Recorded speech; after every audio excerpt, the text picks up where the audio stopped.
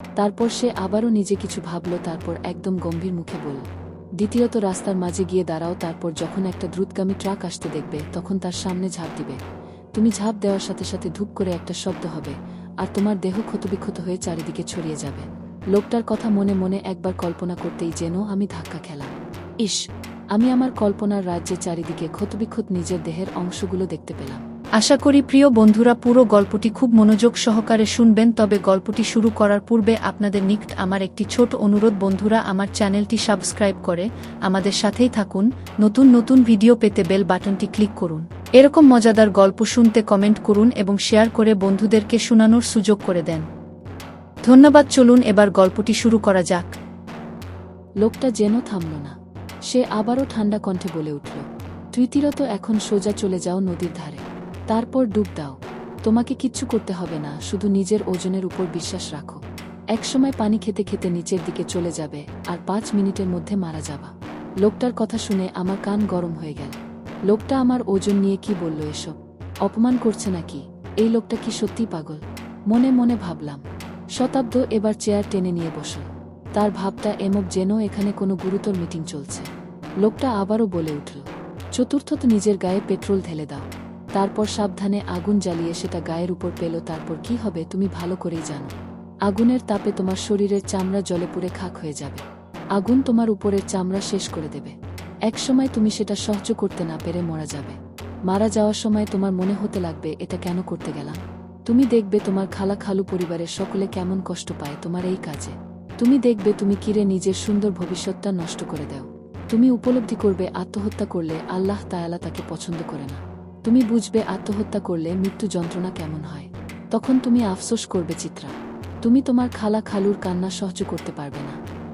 লোকটার কথাগুলোতে আমি যেন কেমন করে প্রবাহিত হয়ে গেলাম। আমি প্রায় কেঁদে ফেললাম তার সামনে। লোকটা আমাকে কাঁদতে দেখল কিন্তু নিজের জায়গায় থেকে উঠতে পারে না। সে চুপটি করে বসে রইল। এদিকে আমার কান্না একটু কমলে লোকটা আবারও শুরু করল। লোকটা তখনও থামল না। সে শান্ত কণ্ঠে বলল, আর যদি আরও ইউনিক মৃত্যু চাও তবে এমন কিছু করো যেন পাবলিক গণধোলাই দেয়। পাবলিকের গণধোলাই খেলে তুমি মারাও যেতে পারো। এবার আমি নিজের মুখটা গোমরা করে ওর দিকে তাকালাম। লোকটার কোনো পরিবর্তন হলো না। সে হাসল। সে হেসে বলল, এখন তোমাকে দেখে মনে হচ্ছে না তুমি মরতে চাও। হয়তো তোমার মাথা থেকে মরার ভূতটা বের হয়েছে। শোনো মেয়ে, তুমি যদি মরতে না চাও তবে মরো না। আর যদি মরতেই চাও তবে এভাবে না যে তোমার মরার পরে লোকে 5টা কথা বলে। তুমি তো বেকার ছেলেকে বিয়ে করলে লোকে 5টা কথা বলবে সেটা ভেবেই মরছো, তাই না? তাহলে এমনভাবে মরো যেন লোকজন কোনো কথা না বলে। তবে সবচেয়ে ভালো অপশন কি জানো? সবচেয়ে ভালো অপশন হলো আমার বউ হয়ে শান্তিতে বেঁচে থাকো। দেখো তুমি যেমনটা ভাবছো আমি তেমন না। আমি এতক্ষণ চুপ করে লোকটার কথাগুলো শুনলেও এখন আর সহ্য করতে পারলাম না। আমার ঠোঁট কেঁপে উঠল। আমি আমার মুখ গোমরা করে বলে উঠলাম, সমস্যা কি আপনার? আমার রুমে কেন এসেছেন?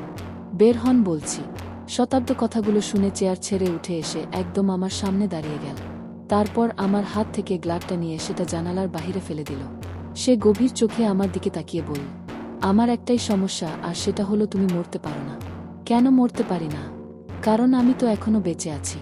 আমি তার দিক থেকে নিজের মুখ ঘুরিয়ে নিলাম। সে কোনো অভিব্যক্তি দিল না। সে আগের থেকেও কঠিন কণ্ঠে বলল, ভিতুরা তাড়াতাড়ি হাল ছেড়ে দেয়। তারা সবকিছু থেকে নিজেকে সরিয়ে নেওয়া মানে আত্মহত্যাকে বোঝে। তুমি নিশ্চয়ই সেই দলের না, তাই না? সেদিন লোকটা কথাগুলো বলে সেখান থেকে বের হয়ে চলে গেল। আমি আর কিছু বলতে পারলাম না তাকে। আমি বোকার মতো দাঁড়িয়ে রইলাম। লোকটা সেদিন আমাকে ভালোই গান দিয়েছিল। ভালোই বলতে ভালোই। আর 4 দিন পরে আমার বিয়ে। আমি এখন মারা গেলে খালা খালু সারা জীবন নিজেদের দোষারোপ করবে। এই চিন্তাটা করে নিজের ভাগ্যকে আল্লাহর হাতে ছেড়ে দিয়ে সেদিন সরে আসলাম। বন্ধুরা আমার চ্যানেলটি সাবস্ক্রাইব করে আমাদের সাথেই থাকুন। নতুন নতুন ভিডিও পেতে বেল বাটনটি ক্লিক করুন। এরকম মজাদার গল্প শুনতে কমেন্ট করুন এবং শেয়ার করে বন্ধুদেরকে শোনানোর সুযোগ করে দেন। ধন্যবাদ।